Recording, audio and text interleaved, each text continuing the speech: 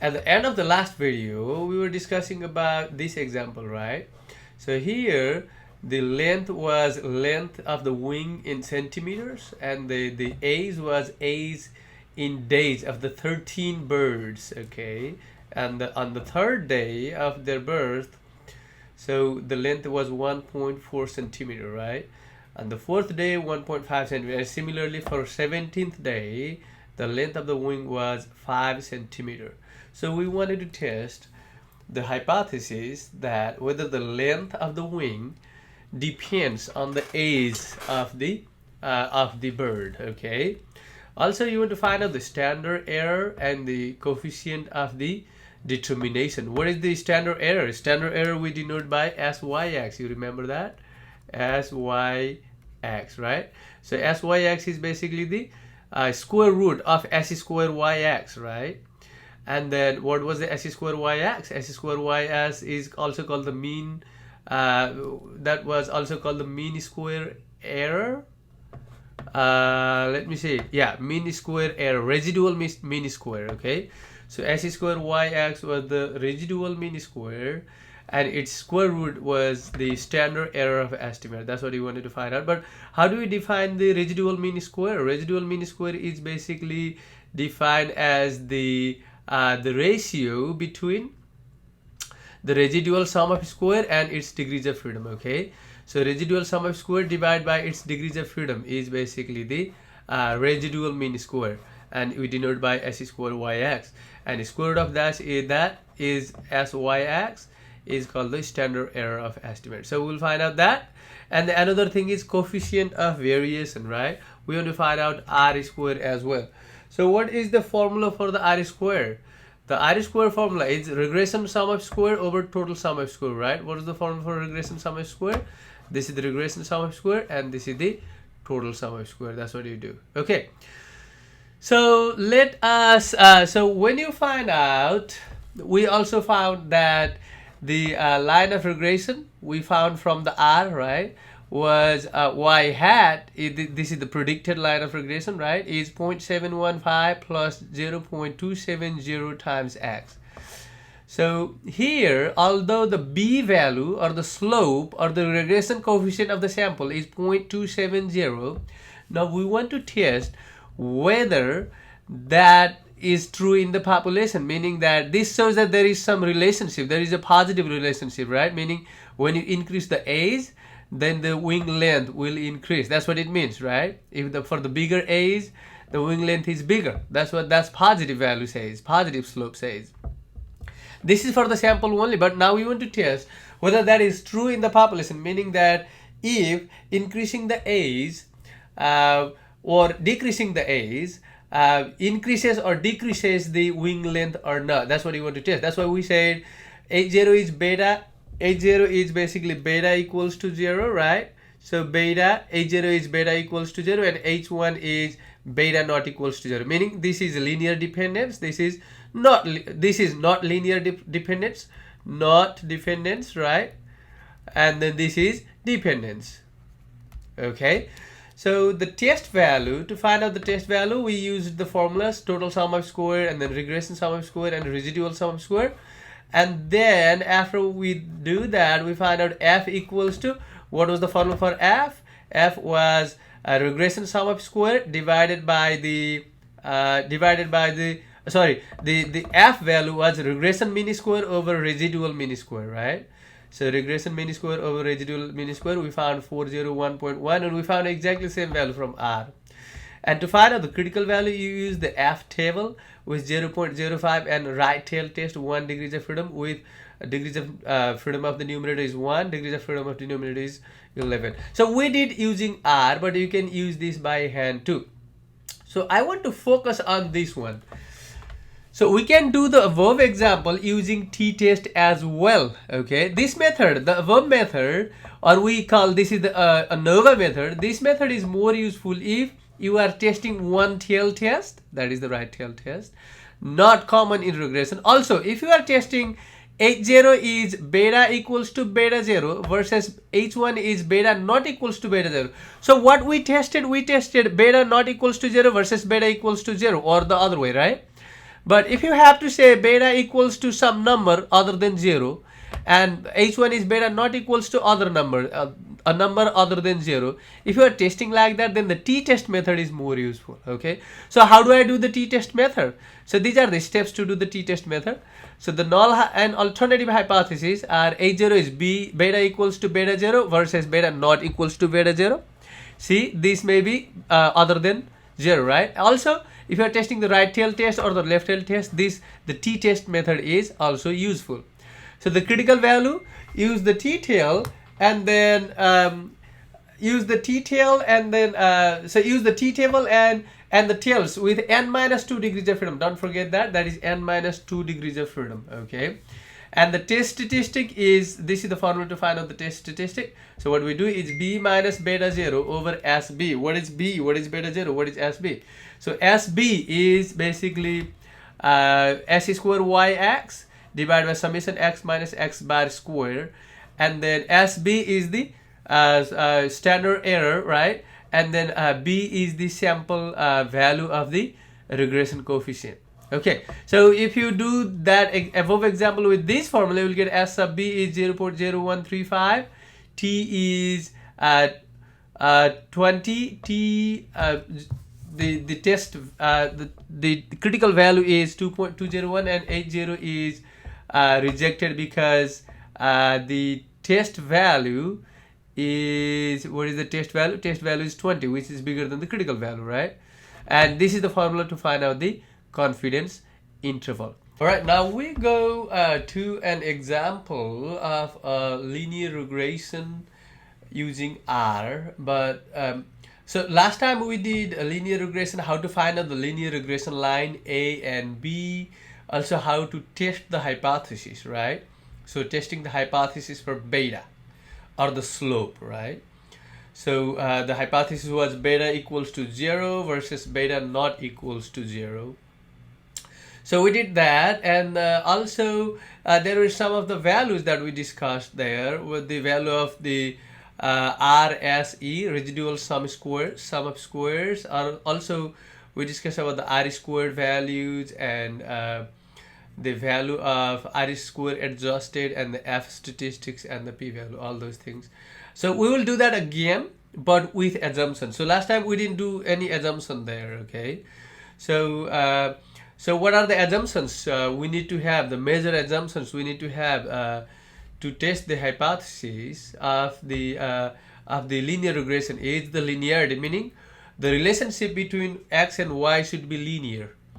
Okay, so we will test this linearity by using the scatter plot, or also residual versus the fitted plot. We will see that. Also normality of the residuals, meaning that for each x value, the residuals must be normally distributed. That's what it says. Okay, that's the normality of the residuals. So we check that by using the QQ plot as well. So the next one is homoscedasticity. What does that mean? Is for each x value, the y value or the residuals values will be equally scattered. Okay, for each of the x values, it should be equally scattered. It should not be like less scattered for some x values and more scattered for some other x values. It should be almost the similarly scattered for all x values. And the influential points and the outliers.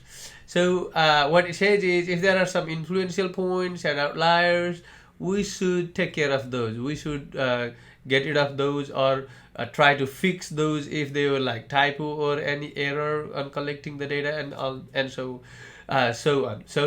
So we'll try to figure out what are the influential points and outliers, and then we will see the result without those influential points and outliers. So so the influential points are the data, X data, that has more influence on the regression coefficient B or beta. Okay, let's see example of faithful data, which is the data that is already saved in R. Okay, so what does it do is, it has two columns. Okay, one column is the eruptions time, the other column is the waiting time. Okay, so what is the this data about? If you want to see that, you can see that the faithful data Oh, there is a spelling. I misspelled that. It should be FAI. So what is faithful? So if you want to know what is the faithful data, let us run that code. You will see that it says waiting time between eruptions and the duration of the eruptions. Okay, so of the old faithful geyser in Yellowstone National Park. So what does it say is, what we want to look at these columns. Okay, these are the eruption time, these are the waiting times. What does it say is, if there is no eruption for 79 minutes, so in one observation there was no eruption for 79 minutes, and then the eruption lasts for 3.6 minutes.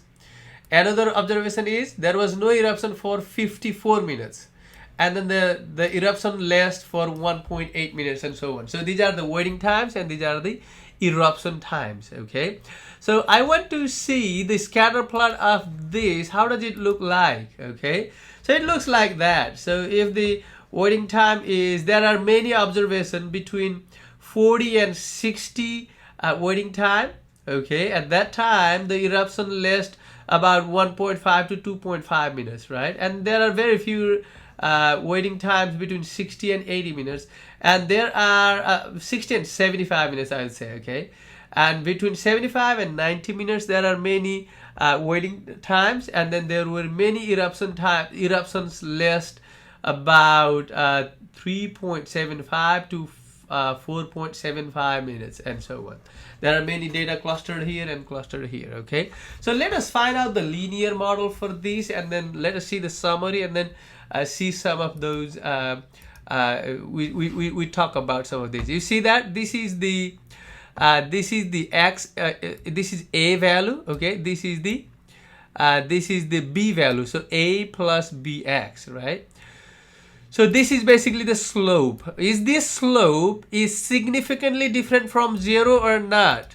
Okay, so beta, so we are basically testing the hypothesis, right? So beta equals to 0 versus beta not equals to 0, right? So beta equals to 0 is the null hypothesis. Since the p-value is less than alpha, we reject the null hypothesis. You see that? Reject the null hypothesis means we kind of support that beta not equals to 0. Okay, beta not equals to 0 means there is a linear dependence of y with x, meaning there is a linear dependence of the eruption time over the waiting time. That's what it says. Okay, you see that the residual standard error is 0.4965. This is the residual standard error. Okay, so if this value is close to 0, then we say the best fit. If this value is bigger and bigger and bigger, we say the fit is less stronger, okay, weaker. So multiple r squared and the r squared, adjusted r squared values, they basically tell you what percentage of the, this is basically percentage contribution in the variation of the outcome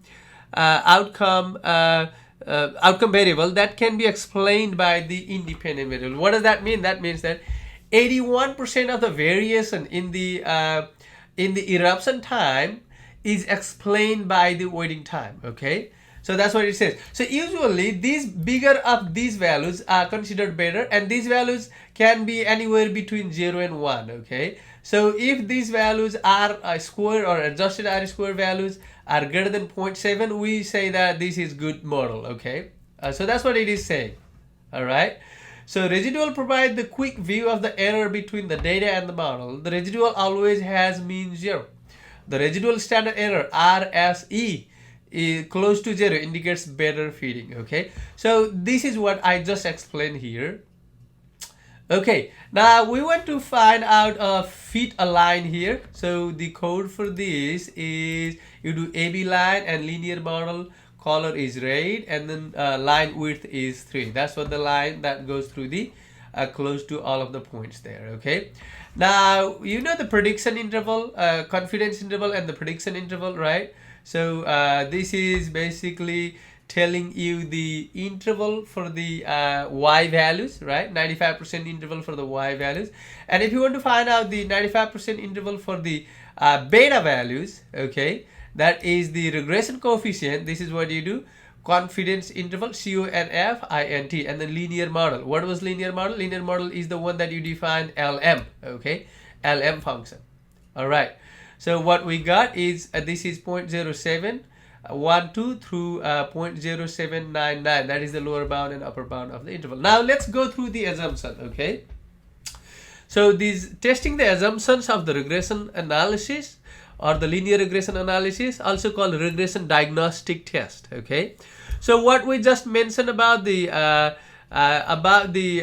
assumption is linearity, normality of the residuals, homoscedasticity means the equal variance for all x values, right?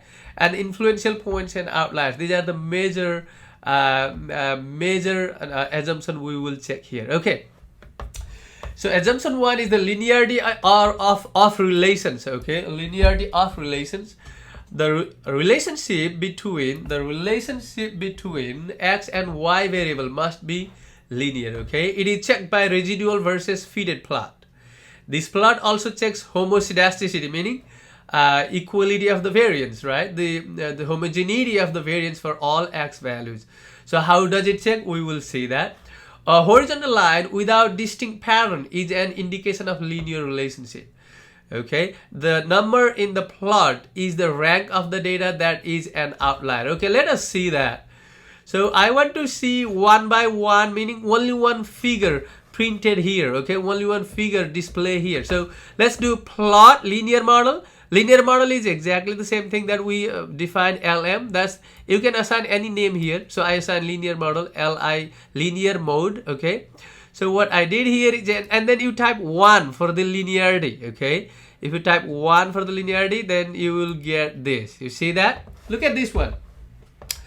So you see that some of the data are above the dotted line, some of the data are below the dotted line, okay? So this red line is basically the average of those residuals, okay? So these dotted lines are the residuals actually. Okay, and then you see that this red line is the average of those dots or those residuals. Okay, see, some of them are above, some of them are below, but it does not follow particular pattern. You see, it doesn't follow the increasing or decreasing pattern for all values of the x values. Okay, now you see that. You may think of, oh, it may not be linear, but you see that they are kind of linear because this is almost close to the dotted line. I mean, usually the linear data are more close to the dotted line. You see that some of them are going down, like further away. You see that. So also you see that the 197, 58, 76 are the outliers. What does that mean? We don't have the data that is 76, but what it says is 76th data, 197th data, 58th data, okay? These are the data that are 58th row, 76th row, 58th row, and 197th row are basically the data that are the outlier, okay? So let us see another example. I'm taking an empty cars example, and then I'll show you whether the linear model, the model is linear or not. I'm just picking a different model, okay, and then see how does a nonlinear data can be. Look at this. So this one also you can think of linear, but you see that this is going down for for most of the time and going up a little bit.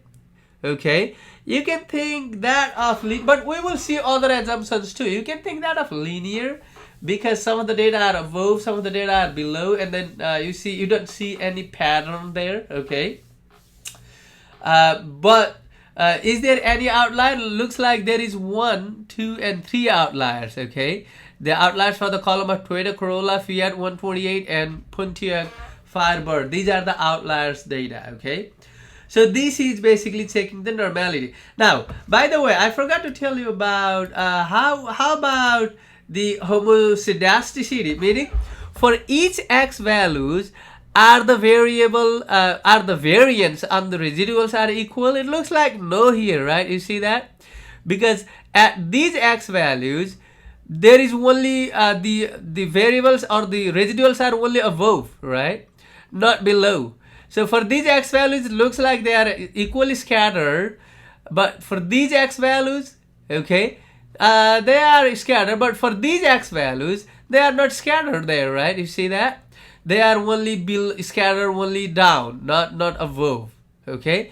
So on both sides of this red line, the data are, so looks like these are not homoscedasticity, right? So homogeneous variance. There is one more plot we will see for that, but you can just guess what it looks like from here. Okay.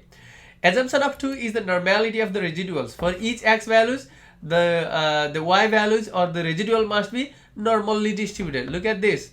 So how it does is we will do the QQ plot. Looks like they are almost normally distributed, right? Because most of the data fall on the dotted line. But still there are some residuals, outliers, 76, 197 and 58 are the outliers here too. So at the end of this, we will try to remove this data and then plot again, okay? That's what we will try to do. All right, the third one is the homoscedasticity, homogeneity of the variance, right? The variance of the residuals is the same for any value of x, okay? That's what it says. So let us plot that one. This is what it says. It says that for these values, see some of the values, smaller values of x, you see the y values or the residuals are only scattered only above, right? They are not equally scattered around this red line. So this red line is basically the average of those, okay? Average of all those. So basically you see that on all these, for most of those though, they are equally scattered on for each x values, right? For each x values, the residuals must be equally scattered. See, for each of those x values, they are almost, you can say almost, but they are not perfect, okay? But they are almost equally scattered. So another way of observing this is if you see that the red line is almost the horizontal, if you don't see any patterns like increasing or decreasing, increasing all the way or decreasing all the way patterns, then you can say they are okay, the data are okay, okay? The assumption is not violated. You can think that way. Okay, this is also called the scale location plot. Used to check the homogeneity of the variance of the residuals. Okay, horizontal line with equally spread points is a good indication of the homoscedasticity. Sometimes if the line shows some pattern increasing or decreasing, we take log of the response variable. Sometimes we do that too, okay? Just the response variable, just for the y variable, you can do that. When you define that, you take the log of eruption and then wiggle sign and then weighting like that. You don't take the log for weighting, just for the eruption, for the y values only. Okay, let us take one more example. Look at this one. So I'm taking the empty cars data. I'm doing just MPG versus the display, okay, dispensation, I think. DISP column. So you see that this one is not homoscedastic, okay, because you see that it is increasing pattern. So you don't see the same scatteredness in everywhere, meaning that it is not horizontal, right? It is not close to horizontal. It is following the increasing pattern. So this is not. So this violates that. So next is the assumption 4. It is basically it find out the influential point, meaning which data is affecting the beta variable or the regression coefficient most. It will list those data row, that row of the data, okay? And then removing those data will change the beta value or the B value, you would say, okay? So we use the Cook's method, okay? Cook's method measures how much removing that particular data will influence the beta value or the B value by how much quantity, okay? So this is what the plot 4 or the plot linear model 4 measures, okay? See that? So any observation for which the Cook's distance is close to 1 or more, or that is substantially larger than other Cook's distance, requires investigation. So usually if the Cook's distance is less than 0.5 or 1, okay, we don't worry that much. If it is greater than 0.5 or 1, then we try to remove that and then see the result again, okay? So let us plot that. This is the Cook's distance. You see that? The 158th data, 203rd data, and 197th data are the influential to beta values, okay? So you see that 158 is most influential, but the Cook's distance is not greater than 0.5, right? You see that it is just influence is 0.03 only, so we don't worry that much. But do you think that these are the outliers value too? I think the 197 was one of the outlier, right? So let me check which one was the outlier on the when we ran the other plot. 76, 197, and 58 were the outliers. Now let us go back to the Cook's distance. Only the 197 is the outlier value, right? Maybe we will try to remove that 197 later and then see whether the result changes significantly, okay? So the assumption 5 is also same as the similar to the assumption 4. It also measures the Cook's distance. Also it shows the outliers as well in the same graphs, okay? So what we do is outliers and influential point. Outliers is the data that is far away from the average data. It can be identified by examining the standardized residuals, okay? Standardized residuals can be interpreted as the number of standard errors away from the regression line. A particular data, how many standard error away a particular data from the regression line, okay? Observations whose standardized residuals are greater than 3 in absolute value are possible outliers. Observation whose standardized residuals are greater than 3 in absolute value. Oh, so that's the same thing, okay?